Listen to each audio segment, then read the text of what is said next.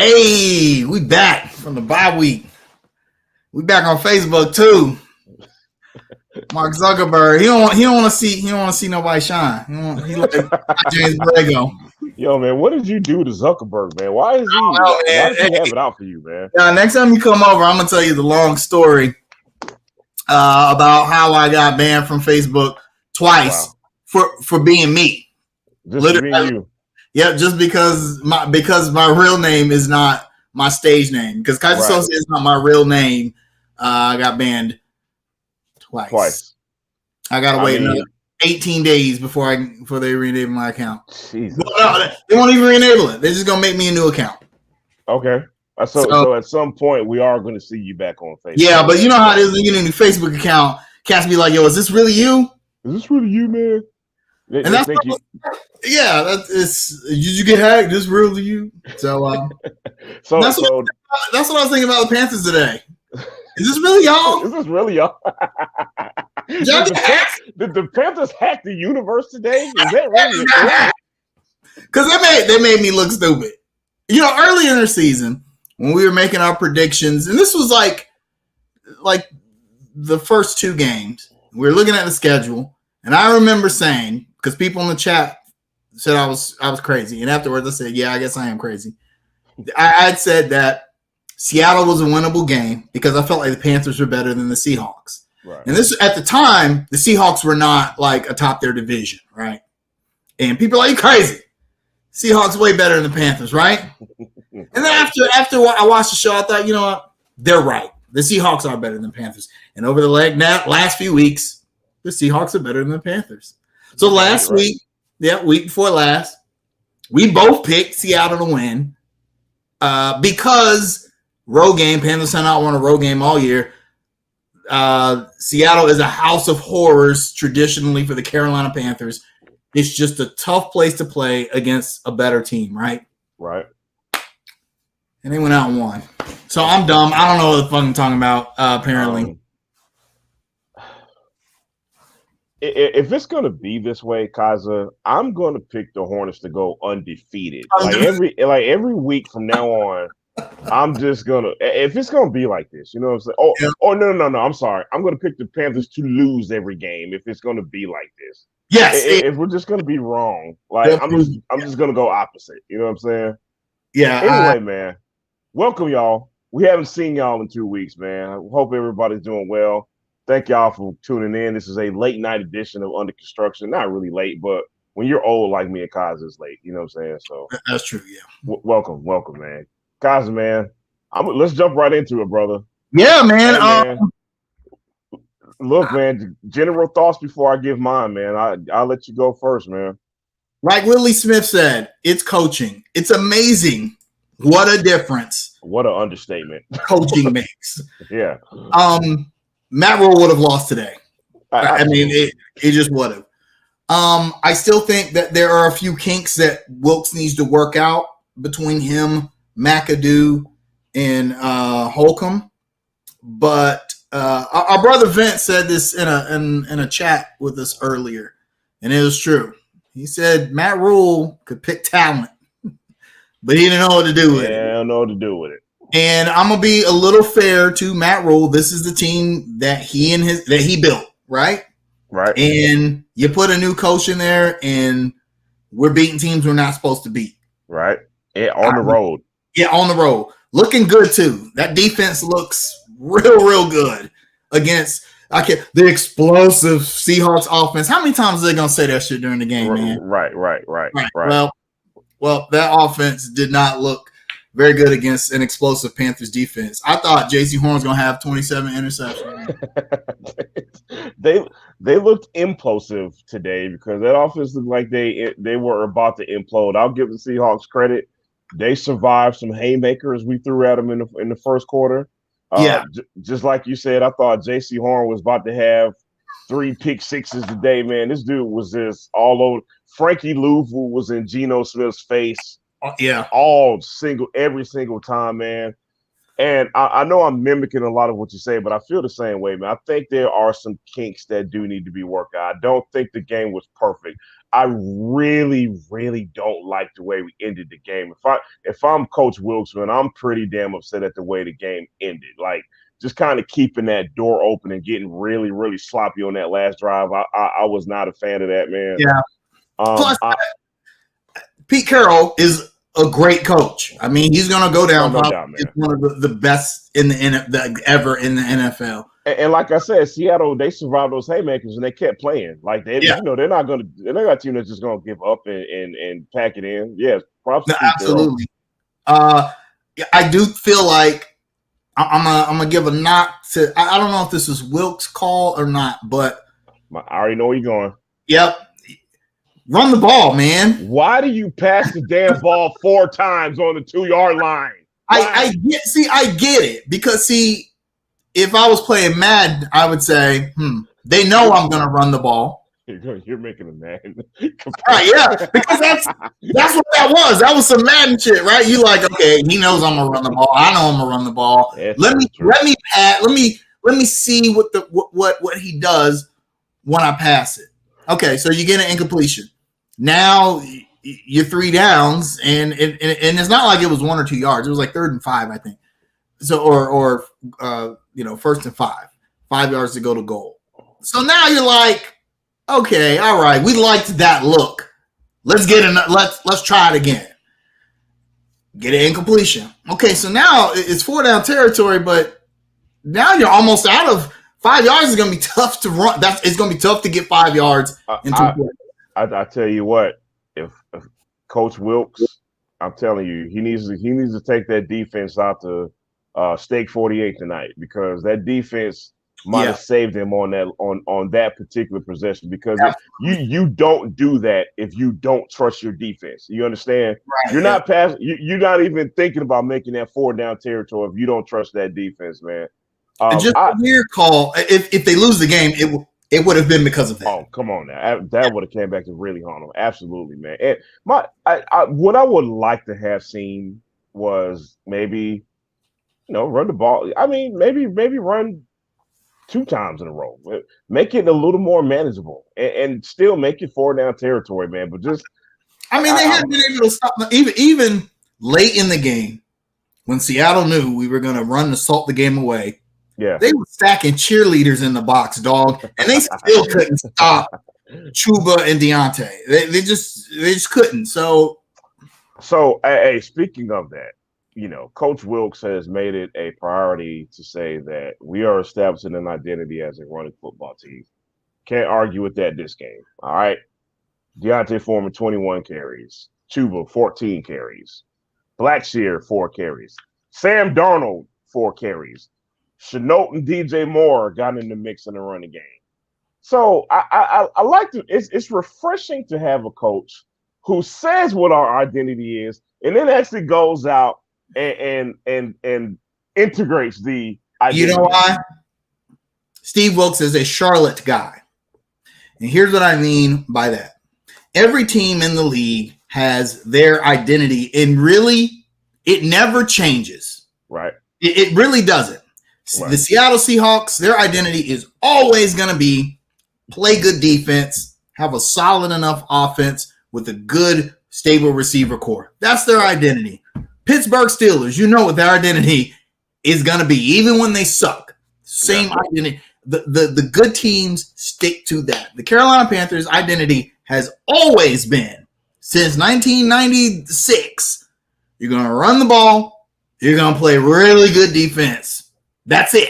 I mean, and there have been some years in which we've had stellar quarterback play, and those are the years that we went to the Super Bowl, go figure. But for the most part, the identity of the Carolina Panthers is always going to be run the ball, play stellar defense. So Matt Rule takes over, and he's like, okay, I'm going to build a new identity. But he doesn't know what that identity is. He leaves Steve Wilkes like, look, I'm from Charlotte. I know what the Carolina Panthers' identity is. We're going to run the ball and play defense. And we've won 3 of the last 4 games doing exactly that. And not only that, man, but I've said this. I said this the last time we met, man. But just the preparedness to play, just to prepare, just having your players in the right positions to succeed. Speaking of which, Mr. Sam Darnold. All right. I want to talk about Sam Darnold some more, man. Sam Darnold did not light it up today, okay? 14 for 24, 120 yards. That is far from lining it up, all right? However, I feel like this coaching staff has put Sam Darnold in a really great position to at least manage the game enough to not make any mistakes and to ultimately win the game. That is all I ask for when it comes to Sam. And I will give Sam Darnold some props today. I didn't think the offensive line played particularly well today, and I thought Sam Darnold actually handled that pretty well. You know what I'm saying? So props to Sam Darnold for not being so panicky in the pocket and making those same mistakes that he did last year under Matt Rule. So what do you think about that, man? I think Sam, he trusts his guys more. And, I mean, let's keep it a buck. Last season, the first 4 games, Sam Darnold looked like a damn MVP. Right. Now, you can say, well, that's because of Christian McCaffrey or whatever, but the fact remains that, like, Sam Darnold can always say, hey, for 4 games of my career, I was the best quarterback in the NFL. Now, I only lasted 4 games, but it counts for a lot as far as how well he knows the team, how well he knows the offense. And to that point, Christian McCaffrey had a lot to do with that, but now we have a strong running game, Chuba Hubbard and Deontay Foreman, and Sam Darnold alluded to that in the post-game interview. He said it's fun playing quarterback when you have a running game like that, which is the same, which is a running game like he had when he had McCaffrey in the first 4 games of last season. And I'm thinking the whole time I'm watching this, what if we just give Sam another year? Oh, here's the hot take. I'm being serious. I mean, he's got another 2 years on his contract. I don't. The more I talk through it, man, I get fans maybe like, oh, what the hell do you talk about? There's no way we're giving Sam Darnold 2 years, but at the same time, why not? Why not? So, here's the thing, man. I'm going to even throw you a bigger curveball, Kaiser. Here's the curveball nobody's expecting. What if the Carolina Panthers get to the draft and say, we don't see a quarterback that's going to be the future guy? We've known him too long. Listen, fans, don't be disappointed if it happens. I'm telling you right now, there's a possibility that the Carolina Panthers get to this draft and they say, we just don't see the quarterback that can lead us for the next 10 years. And they may go in a different direction. Hey, don't tell you I didn't say it. That's all I'm saying, man. The whole game I was singing that because the Carolina Panthers somehow in the dumbest season ever, maybe since 2015, they may make the playoffs. They not just make the playoffs, they may win the damn division. If they win out, which is possible. It's crazy as it sounds. They'll win the division. And even if they don't, like the Panthers are not gonna they're no longer in the running for a top 3 pick. Okay, right. So they're probably right. They might still be. They're probably still going to be a top 10 pick, but they're probably going to pick 8 or anywhere from 8 to 12, right? And at that point, yeah, CJ Stroud's going to be gone, of course. Bryce Young's number 1. That's he's gone. Conclusion. And a guy like Drake May's not coming out this year, so. Hey. Let me cut you off real quick, guys. Swagner, I am very glad you brought this name up, man. Anthony Richardson from Florida. And let me tell you something. Anthony Richardson is a very intriguing pick. And what I mean by that, man, is he has a lot of talent, man. There's a lot of arm talent. There's a lot of athleticism there, man. And I think some team is – I know some team is going to bite on Richardson. I personally would stay away only because I've seen enough of him to know. I just think he's PJ Walker. He's a better version of PJ Walker. I'll say that much. Good enough, but franchise guy. I don't see it, man. But what about this? What if you draft him like in the second round and you stick him behind Sam? And if Sam sucks, then you yank him and you put the kid in, and the fans are happy. Listen, this is just personal opinion, guys. As far as that goes, I am not interested in any quarterback that's not getting us off the hamster wheel. I'm tired of being on the hamster wheel. The next QB we get, I want that to be the guy the next 10 to 15 years. So here's the problem, though. The Carolina Panthers are very close to being like the Charlotte Hornets. Not bad. Yep, not bad enough to get the guy. Right? Right, yeah. They're not going to be bad enough to get a franchise quarterback unless they luck up and get like Russell Wilson or Aaron Rodgers or somebody who nobody thought, or a Tom Brady or somebody nobody thought. Well, to argue that point on the Hornets side, we're slowly approaching Wembanyama season over here, buddy. But we'll get to that in a second. We ain't gonna talk about this yet. But yeah, I just don't know.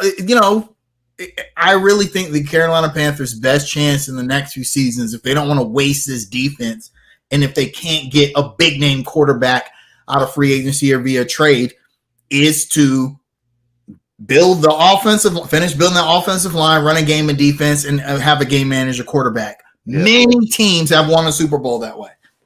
And look, man, would we be really upset if we got another really good pass rusher? We wouldn't be upset at that, right?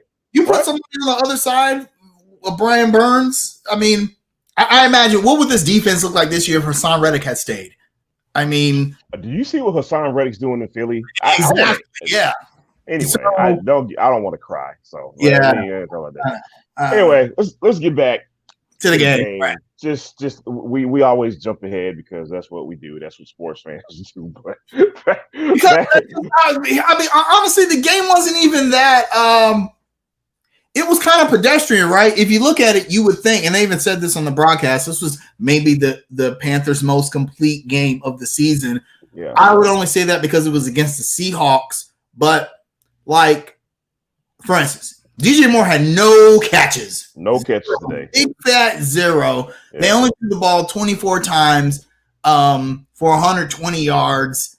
They didn't, I know they were 17-0, but they weren't really doing anything offensively except running the ball, and Seattle could not stop it. Now, defensively, different story. They looked absolutely lights out on defense. Right. But for the most part, I was kind of bored during the game. I was after the momentum went to the Seahawks side because we jump up 17-0, and then the Seahawks, they come down and score.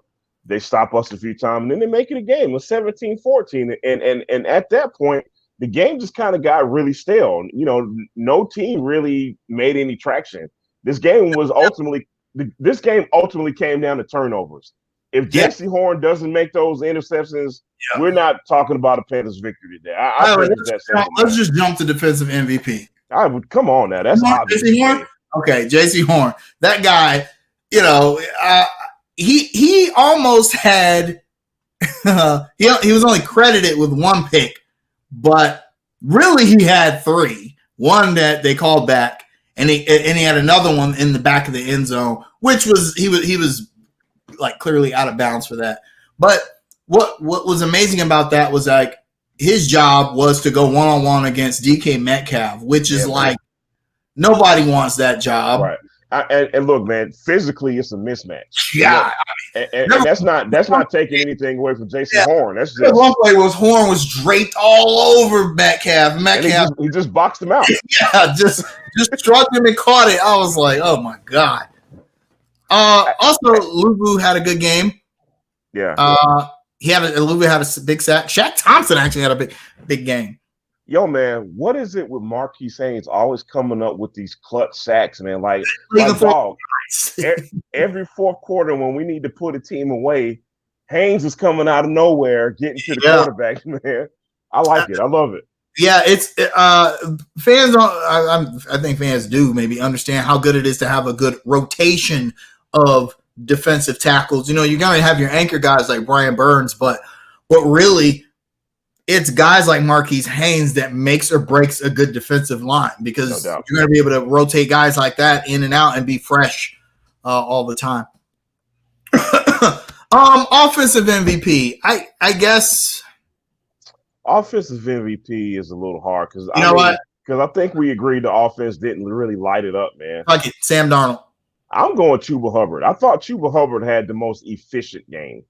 Maybe not the most explosive, but 14, the most efficient. 14 touches for 74 yards and a touchdown. I think Chuba is running in the fourth quarter, kind of put it away. I think his runs in the fourth put the game away, in my opinion. All right, I'm gonna put Scheif on the screen just for a second, but because I do want to talk about letting them score that easy touchdown. No, that was disgusting, man. Schiff, you came on kind of late, and I mentioned that in the beginning of the show. Yeah. Go ahead, Kaza. But yeah, so what ended up happening that play was that the Panthers did not expect Seattle to get back to the line and run a play that quickly. You could tell the defense was not set. Right. So Brian Burns is kind of like, lollygagging, and he happens to be in the neutral zone when the ball snapped. Right. So I don't know if the Panthers were expecting a flag. First of all, I don't think anyone on the Panthers realized that Brian Burns was in the neutral zone and that it was a free play. I don't think they noticed that. The Seahawks knew it. And so, you got to be better prepared for that. You have to play till the clock reads 000. And I expect that Steve Wilks is not going to let that slide. They're going to see that in the film room, and we won't see it anymore this season. Speaking of Steve Wilks, man, I don't know. You remember they flashed him on the sideline, and he's literally signaling to the players, like, wrap up, because they started trying to shoulder tackle and arm tackle on that last touchdown. And Wilks is like, what are y'all doing? Like, wrap up, man. So, again, if I'm Wilks, I'm probably none too pleased about that sequence, man. That was, you got to stay professional till that clock reads 0-0, man. Absolutely. The offensive line, they played pretty well. I'll say this. Against a defense like the Seahawks, that was about as good as you could possibly expect from any NFL offensive line. Right. There was been a lot of pressure on Sam, and we saw Okonwu, as good as he's being this season, he was a little overmatched today. Yeah, but to be fair, Moulton was too, man. I thought both of the tackles didn't really play all that great today, man. But like I always say, man, it's okay to give the other team credit. You know what I mean? Seattle has that strong defensive line, strong defense overall, man. And overall, we did a good enough job to ultimately get a victory, and that's all that matters. So, speaking of Steve Wilks, is it time to drop the interim? It's been time to drop the interim. That should have been done 2 weeks ago. I feel like it. Okay, I'll just say this: if Steve Wilks is not the coach of the Carolina Panthers next season, I'm a 49ers fan. Because I like Christian McCaffrey. You follow Christian McCaffrey? Yeah. There's only one person in the NFL that I would accept the Carolina Panthers hiring over Steve Wilks at this point, and I think you know who that is. Sean Payton. I think if Sean Payton, but even then, and I've championed for Sean Payton on this show before, but I was thinking about this today. Sean Payton has essentially said he would only come to the Carolina Panthers or any team for money, right? He retired, and he said that the Carolina Panthers, which ain't no thing to Big Daddy Tepper, buddy. Like, what's that? Okay, right? But when you got a guy and Jim Harbaugh, but Harbaugh's not really on the table, I don't think. So I don't think he's leaving Michigan. And to real quick, Chris, that's been my guy for the last 3 years. Harbaugh's been my guy, but I would consider Mike Tomlin because there's some talk that this might be his last season in Pittsburgh. But having said that, you got all these tenured NFL coaches. Why not Steve Wilks? Why can't this be his time to grow with this team? He's from the area. He's clearly made a huge, huge difference. He has NFL coaching experience with that disastrous season with the Cardinals, where really he got set up with just a terrible team. Yeah, no doubt. Now he's got a stout defense. He's got a great running game. He's got an offensive line that they're building. All he needs is some receivers. And yes, Wagner, a better offensive coordinator. I think, I think. Oh, you mean the offensive coordinator that won't pass the damn ball 4 times on 5 So they even said on the broadcast, they ran it 14 plays after that, ran it 12 out of the next 14 plays. You should have been doing that before. Anyway, man. He wanted to get Sam another touchdown pass. That's what it was. That's because what it had to be. Because Sam Darnold can do what Cam Newton can do. For those who don't know, that was an exact Matt Rule quote. That was an exact Matt Rule quote from last season. Who don't understand the sarcasm. Yes, absolutely. Yes. Absolutely, man. Hey, he looked pretty good running the ball. I will say that. Sam's more athletic than anybody gives him credit for. I kind of wish he would have scrambled more. He could have run the damn touchdown in, and at least 2 or 3 times over during that part. Right. That part. Shout out to Terrace Marshall for the thigh catch. That was a crazy play, right? Yeah, I'm watching SportsCenter later because that gotta be on there. On top 10, man. That was a big play. At first, I thought the ball had been picked. Great throw by Darnold to kind of thread the needle, and for Terrace Marshall, who I remember at the beginning of the season was much maligned. Right. I mean, what is Terrace Marshall? Like there was talk they were going to kick him off the team. Oh no! The real funny part about this, buddy, was Shi Smith was definitely taking Terrace Marshall snaps. That was the narrative at the beginning of the season, and don't get me started on Shi Smith right now, but yeah. Also, if Shi Smith is on the team next season, I'm a 49ers fan. Hey, man, real quick about Steve Wilks before I forget. Yes. Shaq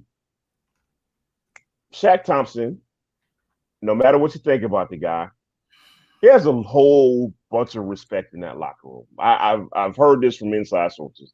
Players love Shaq Thompson. Mm-hmm. There's a report that came out a few days ago saying Shaq Thompson is going to push very hard for Wilks to be the coach next season. So to me, if I'm Tepper and management, I'm looking at that very, very closely.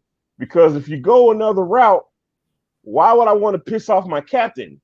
Right. Shaq Thompson is the captain. Shaq Thompson and Brian Burns are the captains of that defense. There's no arguing that. So I'm thinking very, very hard about going in a different direction if my main guys want Wilks around that bad to campaign for him. Absolutely. Yeah, listen to your players at this point. Yeah, I mean, this isn't one of those situations where, like, there's sometimes where the team is bad and someone's got to fall on the sword and the players like the coach, but you just got to let the coach go. Like Matt Rule. Yeah, well, I don't know if the players I don't know. But the impression I got was the players didn't really hate Matt Rule, and I thought that was actually a little surprising, to be very honest with you. But I'm sure Matt Rule was a likable guy, but right. I'm sure that there's obviously some difference in Steve Wilks, the approach that he brings to the game. College shit, right? Like we always say on the show.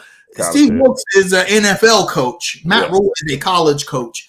And I'm sure that he did college coach kind of stuff and the players were fine with it. But Steve Wilks brings the NFL approach to the game. Yeah. So, hey, man, one more thing. Just one more thing about that damn Matt Rule, dog. Hey, man, when you're giving interviews about the time, just shut up. Just shut up, move on, and just forget we ever existed. Because we're damn sure going to do it for you, Matt Rule, okay? Let that be mutual. There's something to be said about class. You take a guy like Ron Rivera, who fans were kind of polarized on. I'm never going to shit on Ron Rivera, 2-time coach of the year, probably the best coach we've ever had. Always got my respect, man. Exactly. And when he was let go unceremoniously, he was so classy about it. Absolutely. Even afterwards, so classy about it, right? Right. John Fox let go unceremoniously. Right. Super classy about it. Matt Rule let go because the team sucks. Talks shit on an interview afterwards. I'm talking about he sounded like a broken-hearted bitch off of Housewives of Atlanta, dog. Like, I'm talking that low grade of class. That shouldn't surprise me, though. Given that we've seen Matt Rule throw players under the bus, bro. Just like every week, he just threw somebody under the bus. College shit. So, So yeah, man. Yeah, he got a. Oh boy, it was like watching like a teenage high school girl like leaving her high school because all girls hated her. You know what I'm saying? Just it was immature, man. It was petty. It was petulant, and I was a little shocked he went out like that, man. Like that just it left a lot to be desired. He'll never coach it again in the NFL, and maybe he knows that. Maybe he knows that. And I mean, college wise, he'll get another offer. Well, he's already at Nebraska, so I mean, he already got that job. Yeah, so he'll be fine. Real quick, Blackshear. I like Blackshear a lot. Every time he touches the ball, we talked about this on the previous show. Whenever he's on the field, something good happens. Yep. I'd like to see him returning kicks as well instead of Shi Smith. He seems more sure-handed. Go figure, right? Hey, college players watch the NFL probably more than anybody else, right? Yep. So they know what Matt Rule is all about. Oh man, that's gonna be a good game. Deion Sanders versus Willie. Good job, buddy. Let's go ahead and mark that game on our calendars. No, I don't even watch college football like that, but I'm gonna watch. I'm watching that one. I do want, if we have some time, I do kind of want to talk about Deion taking the Colorado job later. But a few other things. The biggest news this week that we were to talk about was the Carolina Panthers waiving Baker Mayfield. And then he now joins the ranks of, I'm going to name a few. Oh, here we go. I know where you're going.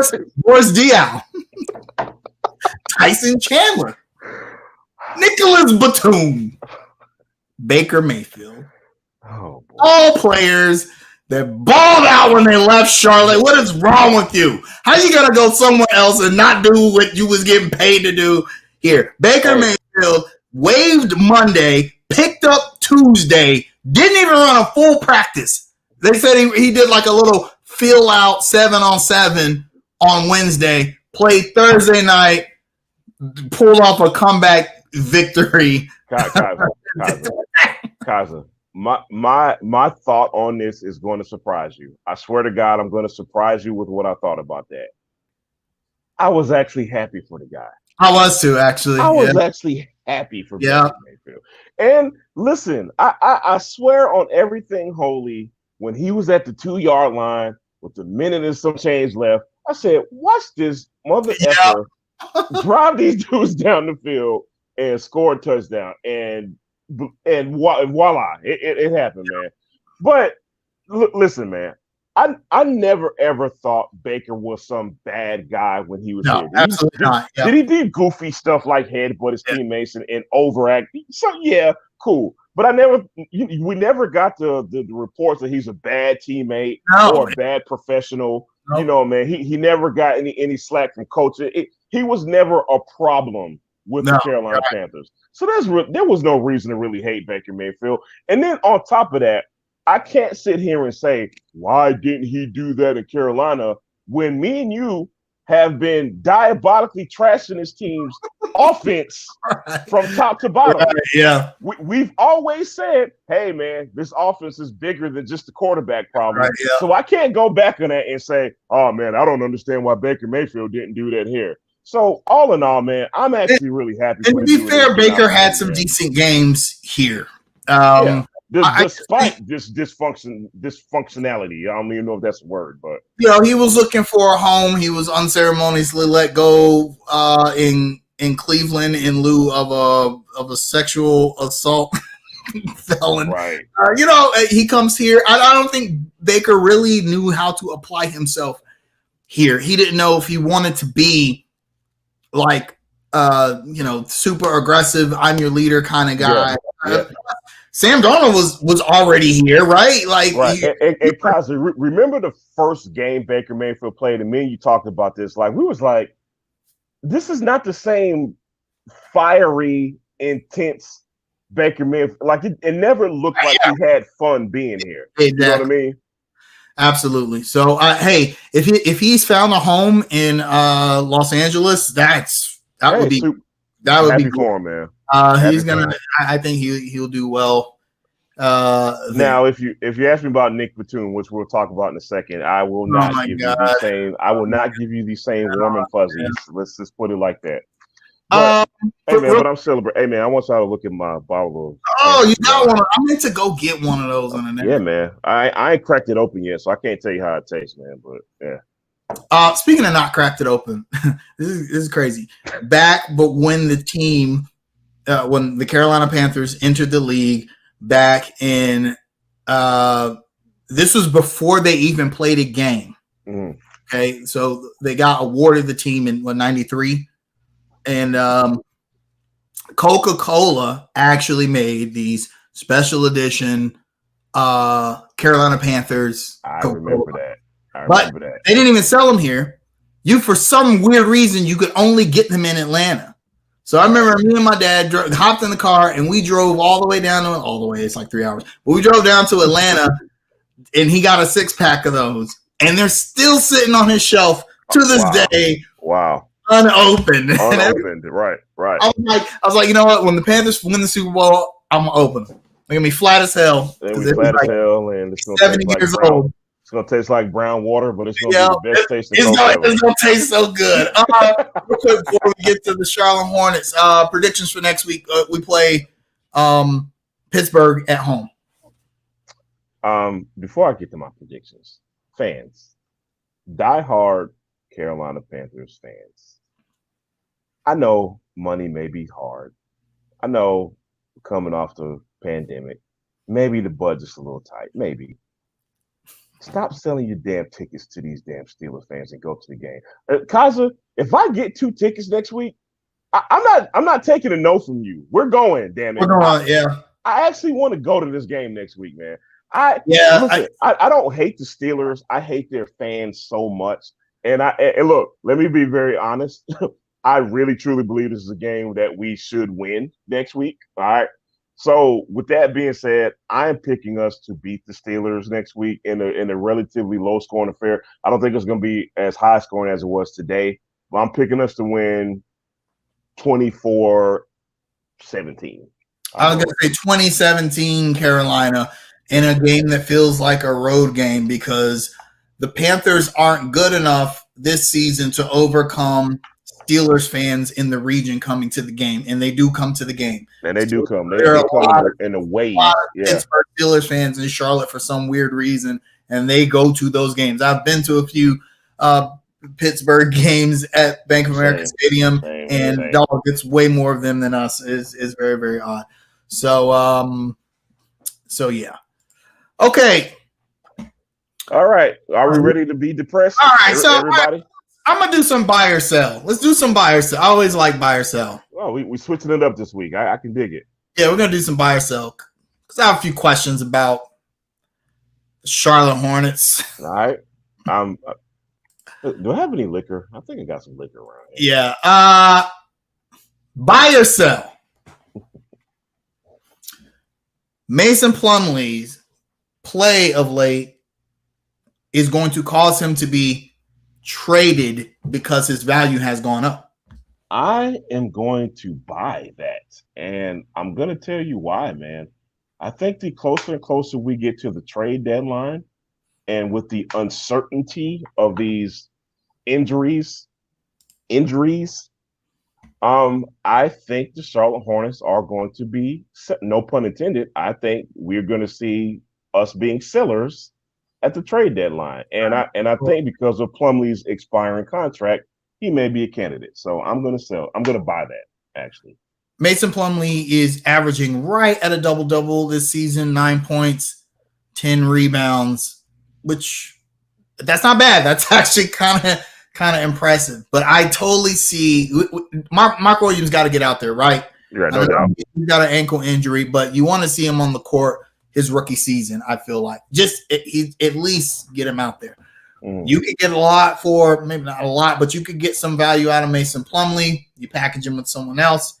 You get him out of here. You start Nick Richards, and you bring Mark Williams off the bench so that he can start. He can be the starter next season. Yeah, that's right. Mark Williams is going to be the starting center next season. That's it. So, all right. Strong take, sir. Buy or sell.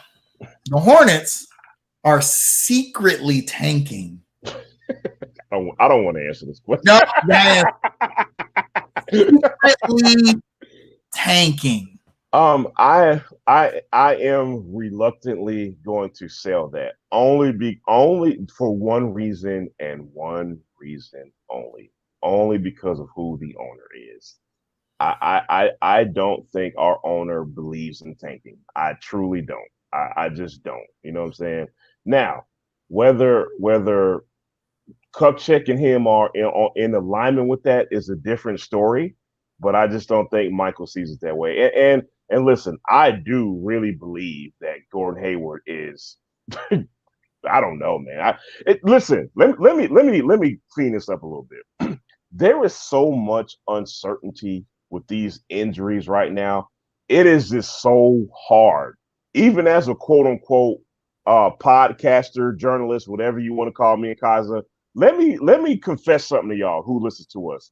I don't know about the Hornets because these injuries are so uncertain.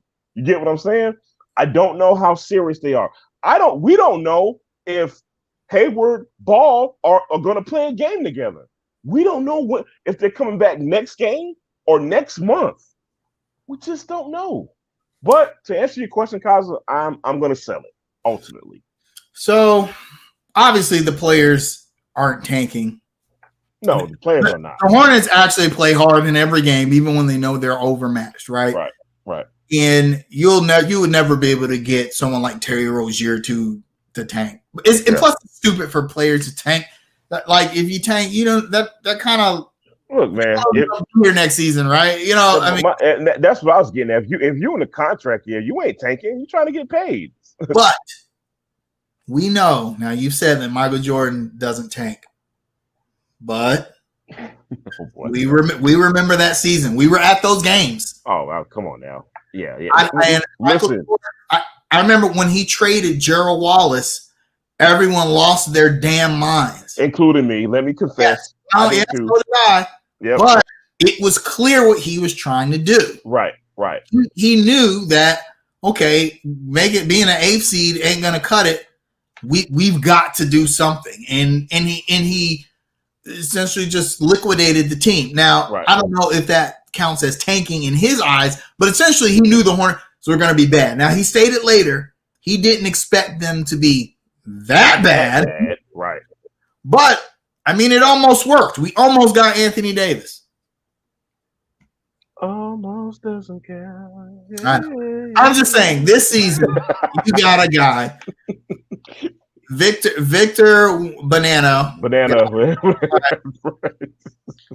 It's clear this guy going to change the franchise. He's going to change the franchise. Exactly. He's going to be perennial All NBA. Yep. This is the only time that you're ever going to be able to get a player like this, maybe for the next 10 years or so. Right, at least. Yeah. Anthony Davis might have been the last prospect that was as highly touted. Zion. Zion looks like he's on his way. Yeah. Right. Yeah. And I'm not saying there have been other good players, but I'm talking about players who came into the draft like this guy is gonna make you guys change the face of your franchise. So it would not surprise me if the Hornets are saying, you know what? Maybe we don't want Gordon Hayward to come back. Maybe we don't want Dennis Smith Jr. to come back.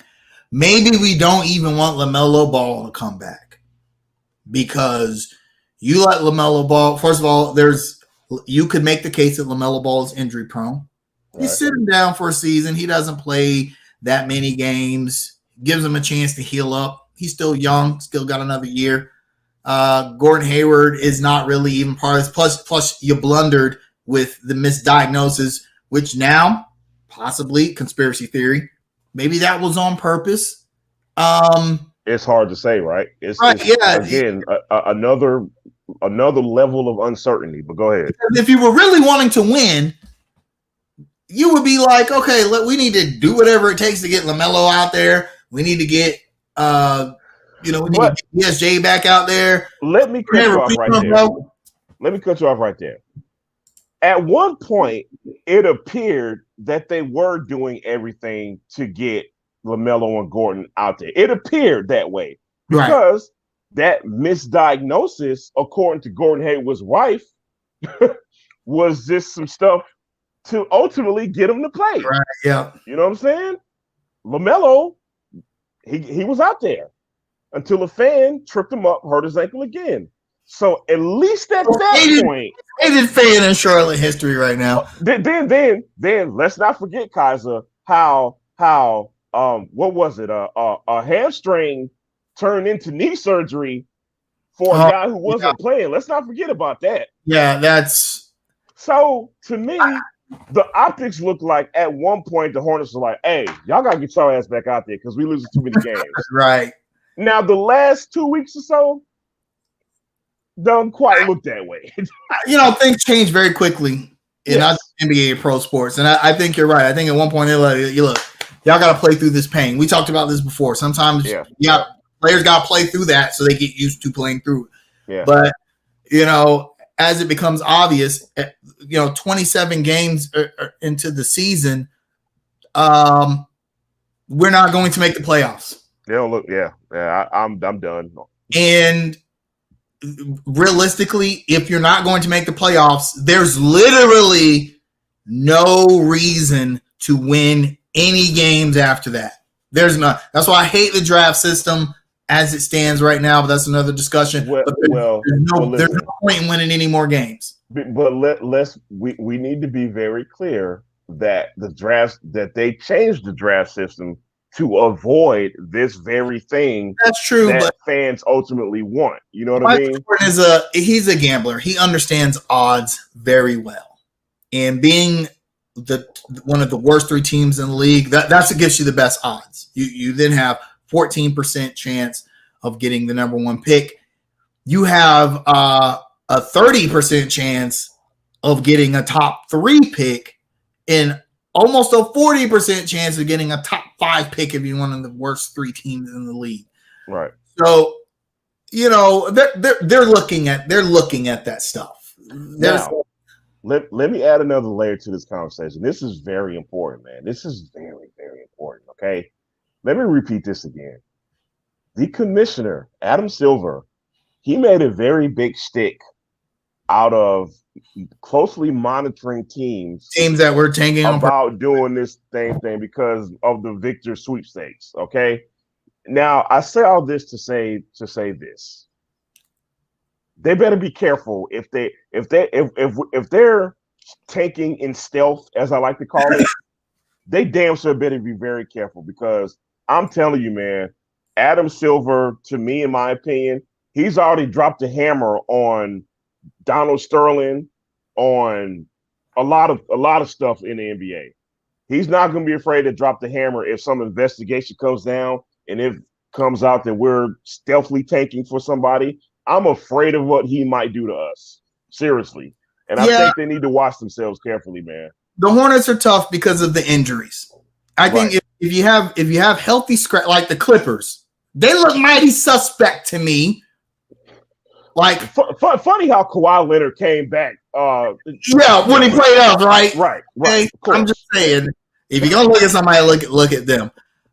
It's just so difficult to evaluate the Hornets because of the injuries. So if we look at the last, the Hornets on a 5-game losing streak, they have lost 6 of the last 7. Their only win, a 1-point win against the Washington Wizards, in which they almost blew that by letting Bradley Beal turn into Superman suddenly. In the game before that, they got decimated by what looks like to be the eventual NBA champions, the Boston Celtics. Right.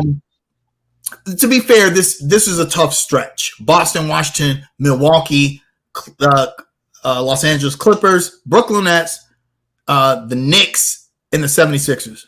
Those are all playoff teams. And let me tell you what was kind of an interesting dynamic with the Hornets, man. You look at the Clippers game. The Clippers, like we mentioned, they get Kawhi back. They got Paul George out there. That they got John Wall now. And we keep that. We almost win the game. We should have won the game. We were a rebound away from winning that game. Okay, so there's certain nights where you keep it close against those teams, and then you go lay an egg to the Knicks, and I would say this though. This is what sums it up for me with the Hornets. I'm gonna say something very simple when it comes to the Hornets. Because of these injuries, we simply don't have the firepower. And here's my hot. And before I forget tonight, here is my shout at during the damn podcast. PJ, we cannot win games if PJ Washington is not going to show up. It is impossible. It is virtually impossible to win any games if PJ Washington is playing the way he is. Isn't it weird that when PJ plays well, Hornets, we might not lose, right? But looking at PJ's stats from this losing streak, we need more. We need more PJ. Way more. And, I'm like, shit, start Kai Jones. I'm just saying. Okay. See, here's the thing, man. Props to Kelly Oubre and Terry Rozier. Them the guys. Listen, man. Listen. On probably on good teams, both of those guys are on the bench. But I give them credit, man, for battling. Like they have especially Kelly Oubre, man. I think Kelly Oubre has really, really battled during the stretch. Props to them for staying professional. You know what I mean? Props to them for staying aggressive even when they're not shooting well. You know what I'm saying? Props to those two for trying to battle through all of this, man. And I just say that because PJ Washington is just disappearing too much for my liking, dog. Yeah, I mean, consistency. You know, when Miles Bridges made the small leap, it wasn't that necessarily he was doing stuff that he couldn't do before. Right. He was just doing the things he could do more consistently. Absolutely. You know, he actually regressed in some areas, like shooting. He didn't shoot the three as well last season as he did his previous seasons, but he was more consistent at, you know, scoring and playing defense and all those things. PJ has to be consistent. I would rather get a consistent 13 to 15 points a game from PJ than what we're getting now, which is like 25 one game and then 0 the next two. Right. You gotta be better, bro. I'll give Jalen McDaniels a little bit of slack. I know I've been hard on him in the past, but he's having a really good season. But he's another player that when he doesn't play well, the Hornets don't play well. Absolutely. And Kaza, let's be fair, man. We're talking about guys who like bench players, right? Yeah, man. Absolutely. Having said that, they do play Detroit, they're just as bad as the Hornets. They're 7-22. Wait, time out. How can they be 7-22 when they got the great Jalen Duren? Like, I don't understand. I thought he was the next Wilt Chamberlain, according to our fans. Whatever. All right, go ahead, bro. And it looks like Cade Cunningham will not be playing, it looks like. So Detroit and Atlanta between now and next Sunday. Yeah. I'm going 1-1, man. Oh, yeah. I think we beat Detroit.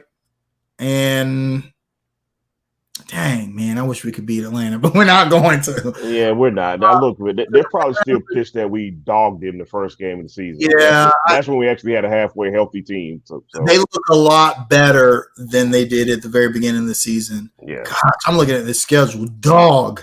Yeah, I'm looking at it with you, bro. Denver, Sacramento, Clippers, Lakers, Portland, Golden State. Ooh wee! That double. That hey, here we go. That annual double-digit losing streak is on its way. Yeah, we just have to wait until December. Then we get a break against Oklahoma City, but then Brooklyn, LA, Memphis, Milwaukee. God damn, dog. Damn, man. Oh my God. Damn. Yeah. Hey, let's talk about something good. Bryce McGowan is developing game. Bryce McGowan is gonna catch a body before the end of the season. He be going at the rim like Dominique Wilkins out there. I like Bryce McGowan, man. Hey, because I'm light skinned and I'm petty, I actually looked at our draft night thread. We didn't do a video, but like we did like a thread, right? And I told people that he was going to challenge James Bouknight's position, and look at where we at, man. I had one more buy or sell. Buy or sell. The Hornets have too many good guards. I'm not gonna say good. but they have a log jam of guards. I think that's the better way of putting it. So yeah, I'll buy it. I mean, so all the guards are playing on our team that are healthy are playing Book Knight, right? Tail Maldone's playing way better than Book Knight. Yeah. Dennis Jr. before getting injured was playing better. You have a point. Trying to dunk on cats. I mean, think about this. If LaMelo and DSJ were healthy, think about our guard rotation. You have LaMelo Ball being backed up by Dennis Smith Jr., Terry Rozier, the starting two, being backed up by Kelly Oubre. That's 4 talented NBA level guards there. And then sitting on the bench, you got Tail Maladon, Bryson McGowan, and James Bouknight. Right. Not bad. And then you got the GOAT, LiAngelo Ball, waiting in the wings. Oh, stop Just get that call. Oh, stop it.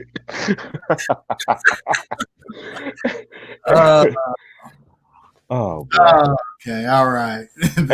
hey, man, I'm aside from Bryce McGowan, who I am excited about, man. I like Bryce McGowan's fearlessness, and I think also Kai Jones. I like the fact that Kai Jones and Bryce McGowan's, they're not scared to mess up, and that is very important when it comes to they out there playing ball. They're trying.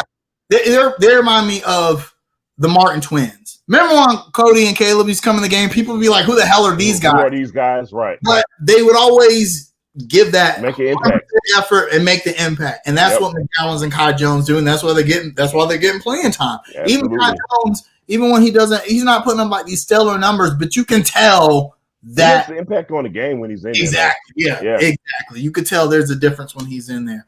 So, props to Steve Clifford for recognizing that and giving Kai Jones the minutes over JT Thor, who wasn't doing it. Props to Steve Clifford for just not having an aneurysm this season, man. Like just having to deal with everything that is going on with this organization, this off season and this season, man. I really can't understand Steve Clifford critics if there are any out there. Like I don't understand. I really don't, man. No, he don't. Steve Clifford doesn't like to play with the shiny new toys. That's all it is. That's all it was man. Previously. And he's super classy guy. I tell you this: when he gets fired, because he will, or he quits, because I think that's a possibility. He will not give a Matt Rule interview at all. Yeah, he's gonna. He will thank the organization for giving him another chance, giving him a chance to coach. He's always had a good relationship with Michael and Mitch, or Rich in the previous team. Right. So, yeah. All right, damn Charlotte Hornets, boy, I tell you. The only reason I'm wearing this because my Panthers jersey's in the dryer or the washing machine right now. So else I would have thrown this shit in the trash. Actually, with a little bit of time, we're gonna go a little bit over because there's something I do want to talk about. I want to talk about Deion Sanders taking the Colorado job and the backlash that he got. Oh my God! From people. For those who don't know, Deion Sanders. We just can't be happy for nobody. Who turned around Jackson State and made HBCU athletics kind of like the in vogue thing. Took a job at a power conference major, Colorado, and instead of everyone being happy for him, there were people who were happy, but there were some people. I don't want to say who these people are because it makes me the fact that I even have to fix my lips to say it makes me upset. Jamal already knows. Yeah, like people were mad that he left the HBCU to go to a school like Colorado. Oh man, I feel like we should be wearing African print hats. And I tell you, boy, I tell you. So, Jamal, your thoughts on that? Also, as a side, Shannon Sharp, who is a good friend of Deion Sanders, made a comment on Undisputed about HBCUs that made a bunch of people feel mad. He said that HBCU is like any other college, is not for everyone, and HBCU was not his first choice. Now Shannon Sharp went to Savannah State, which is an HBCU, but he said that was not his first choice. He said that he was trying to go to a power school, and it just so happened they recruited him, and nobody wanted Shannon Sharp, which is mind blowing to think about. And he said that he's very glad that he went to Savannah State, but you know, he essentially said that we should be happy for Deion. Like, so my thoughts. Number one, what did we expect?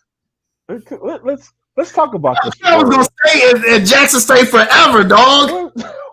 Let's talk about the word expectations, shall we? Okay, Kaiser, you're you, and Johnson C. Smith calls you, and you have no experience as let's say a basketball coach. Let's say, hey, Kaiser Sosa, man, we're gonna pay you $300,000 to come be the men's basketball. What you gonna say? You gonna say, hell yeah, okay, yeah. I mean, because you rich, you might make that now, but for us regular people, you know, if they call me, I'll be like, yeah, I'm coming. I'm gonna come coach John C. Smith for $300,000. Okay, I'm gonna go and I'm gonna do my best to represent the HBCU. I'm gonna do my best to represent the campus, the culture. I'm gonna immerse myself. I'm gonna throw myself into this culture, right? Because you're paying me a lot of money to lead these young black men to prominence or wherever they want to go, right? Right. While I'm there. Now, I do a good job. I win a couple of CIAA championships, right? And guess what? The UConn Huskies call me the next season. Hey, Mr. Darby, we got a $5 million contract for you to come coach the UConn Huskies. What the hell do you think I'm going to say? Nah, dog. I'm gonna stay. Dog. You know, man. You know, man. I'm all about, man. You know, dog. I just can't be a shut up. The same people who are mad, you have left your same job for $3 more an hour. Shut up. Just stop That's it. That's a good point. Stop it. Shut up. Why are we mad at a black man who has ultimately got advanced into the seats that we ultimately want to sit in? Okay? Right? He did it. Here's the only criticism I have of Deion Sanders. Here's the one thing that I will criticize him on. And I'm not there, okay? But maybe, just maybe, he gave these young men the impression that he's there for the long haul. Maybe he gave them that impression. Right. And I have a slight problem with that. Like, don't give them the expectation like, hey, man, I'm here. Hey, you, for the next 4 years. Right, yeah. Mm-hmm. Hey, guy, for the next 4 years you're here, I'm here for the next 4 years. Don't give them that expectation. You know what I'm saying? But at the same time, every coach has a little bit of salesman in them. Every college coach, especially, you got to be a salesman. If you're recruiting guys, there's got to be a level of car salesman to every single college coach. Deion is no different, man. With all that being said, why are we mad? Come on, y'all. Yeah, I don't. Some people, I think people can't see the forest for the trees. Right. So people liked the fact that Deion Sanders brought prominence to HBCU athletics. How could you not? Right. So, you know, I think that people felt like him leaving, that prominence would leave with him. Yeah. There may be some truth to that. They may not be as in vogue because you don't have flashy neon Deion coaching Jackson State. But to be fair, it's not like he was a trash coach, like celebrity coach. Right. He turned that program around. I mean, they were just really, really good because of him. And he was able to take, this is another thing people liked about Deion coaching Jackson State. He was able to pull these 5-star, 4-star recruits away from power schools to come play for little old Jackson State. Exactly, right? Yep. Which has been the never been done. HBCUs. You know, the reason that they stay small is because we don't get those kind of players. However, Deion Sanders is, you know, he's an iconic NFL player. He's a legend, right? He has so much influence everywhere he goes in the NFL, college, and sports media, because he's been in all three. Deion Sanders has a ton of influence. One of the major issues of the NFL is lack of representation of black coaches, particularly, but coaches of color in all levels, right? And the Rooney Rule isn't really doing a whole lot to fix that. So how do you fix that? Is by putting people like Deion Sanders in these prominent positions in the league. In the seats that you ultimately want to sit in. How do you get there? You get there by taking jobs like at Colorado. You built this program at Jackson State. You built this program at Colorado. The NFL is going to come knocking pretty soon. Hey, Kaza, I'm glad you said that because, first of all, let's not act like Colorado in itself is like a A+ job when it comes to college ranks. So we're talking about Colorado ain't been relevant since Cordell Stewart being there. Exactly, yeah. You know what I mean? So let's get that clear first. Yeah, so I just feel like this is stepping stones. Deion Sanders is not going to – I'd be shocked if he coached Colorado for more than 4 seasons, especially if he's able to turn them around fairly quickly. I don't think he'll be able to do it as quickly as he did Jackson State, but if he turns them around fairly quickly, teams in the NFL are going to be calling him. And Deion Sanders, primetime, baby, he wants to go back to the NFL. And the thing is, he probably could have gone into the NFL in some capacity already based on his influence and his connections, but not as a head coach, and he knows that's where you got to get into the NFL as a head coach to really start to turn things around. Nobody's mad at Mike Tomlin for being with the Steelers for as long as he's absolutely not. Yeah, I mean, come on, man. And when Deion Sanders is coaching the Cowboys or some shit. Oh God, that's a media nightmare. Hey, that's another story for another day. But oh my God, that will be disgusting for other reasons, not for him, but you know what I mean. Yeah. I'd be happy for him, but sad at the same time. Absolutely, man. Hey man, before we go, we would be remiss to not say rest in peace to former Charlotte Hornets / Bobcats coach Paul Silas. Passed away today at the age of 79 years old, man. Paul Silas will always have a special place in my heart for one reason. When they threw that man, I say threw him into that job to coach the 7-59 Bobcats, the level of patience that man had to take that job at that age. And the cool part about it is to include to help develop his son for what would become a future head coaching position was also really cool. But aside from that, to have the level of patience to deal with that to me, the example that I have of Paul Silas, you have to be a special kind of man to do that.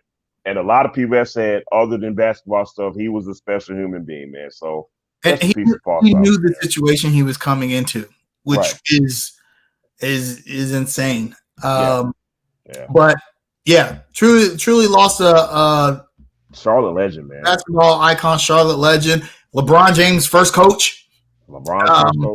I'm sure that I don't know what kind of person LeBron James was then when he came into the league, because he was only 18? Yeah, 19. right. But I'm hoping that Paul Silas was able to impart a lot of knowledge on him and I'm sure he was to retain that. So rest in peace. Rest in peace. Hopefully, I'd like to see his son Steven get a lot more prominence. He got thrust into this terrible situation. That's not a good situation to be in, man. Yeah. So absolutely. Yeah. All right. You got any shout-outs? Yeah, man. Shout out to Brittany Griner. Can we all just be happy for the girl? Can we not talk about politics and shit? I'm just happy the girl's home. I don't think anybody any of our fans do this, but stop acting like you even knew who this motherfucker was before he got sent back to Russia. People are like, oh my God, we shouldn't be trading criminals. You don't even know who this guy is. Kaza, why is everybody a foreign affairs expert all of a sudden, Really? Everyone's the Secretary of State all of a sudden. Everybody Colin Powell now. God damn, really? I'm just happy the girl home, period. Shout out to Brittany Griner, man. I will say that's all I got, man. Yeah, I mean, when you lesson learned, don't do illegal stuff in other countries. Okay, all right, but I don't think the punishment fit the crime. Right, and you should have been brought home. And y'all stop pretending. And look, let the politicians worry about politician shit. Just do that for once, y'all. Exactly. All right, man. Let me stop before I go on the rant, man. You got. I want to give a shout out to the kid today at the Seahawks game, rocking a Cam Newton jersey. They showed him on camera, and I was like, "Hey, man, I hope the best things in life happen for that child, whoever he is out there, whoever you are out there, little man. I hope you enjoy it. I hope you got a game ball." Sam Darnold gave his beanie to some kids as he was walking off the field, and they were like, "You were like Sam," and he walked up, and they were like, "We'll take it." We're gonna sit down at Goodwill, like on Beatty's Ford in a few years. Like, Warren, my Sam Darnold. Oh, man. Boy. I hope. Hey, actually, despite the Hornets sucking, I had a great weekend. Great week. I was really happy the Panthers won. I'm happy for them. I hope y'all have a great week as well. Christmas is coming up, so I hope you guys are safe out there as well. I know it's a stressful time for a lot of people. So yeah, you'll see us next week. Hopefully. Kyle, good seeing you, man. I ain't seen you in 2 weeks. I know, right, man? It's good. Yeah, you got to come. We're gonna do the studio next week because we just redid. Look, your boy Vinny posted the upgrades in the studio. Yeah. Happy birthday to my guy Vinny. He had a birthday this weekend. He came over. Camp Low was over here. We were making dope music. Name drop. Yeah, of course I'm a name drop. They're my guys. No doubt. They're my guys. So yeah. So we'll talk to y'all next week. Love y'all. Peace. Guys, next week, bro. See you. All right, man.